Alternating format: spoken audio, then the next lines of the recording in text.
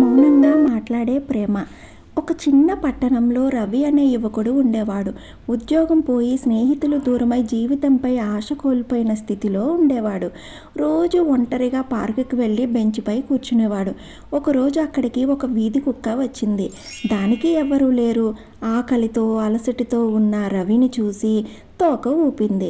రవి తన దగ్గరున్న బిస్కెట్ ఇచ్చాడు. ఆ రోజు నుంచి ఆ కుక్క రోజు అతని దగ్గరికే వచ్చేది. రవి మాట్లాడినా మాట్లాడకపోయినా, బాధ చెప్పకపోయినా ఆ కుక్క అతని నిశ్శబ్దాన్ని అర్థం చేసుకుంది.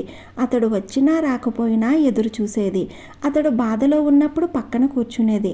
ఒకరోజు రవి అనారోగ్యంతో పార్కుకి రాలేదు. ఆ కుక్క అతని ఇంటి వరకు వచ్చి అరుస్తూ అందరి దృష్టిని ఆకర్షించింది. పక్కింటి వాళ్ళు అందరూ వచ్చి రవిని చూశారు. రవి దీనస్థితిలో పడి ఉన్నాడు.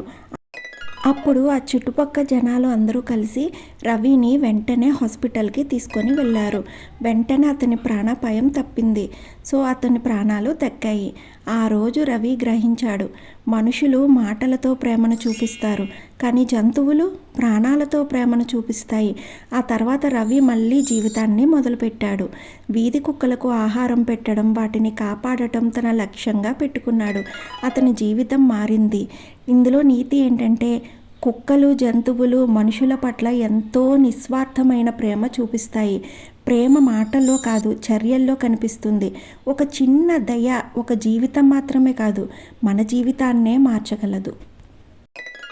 ఈ కథ మీకు నచ్చినట్లయితే please like, share and subscribe my channel and keep supporting me. Thank you.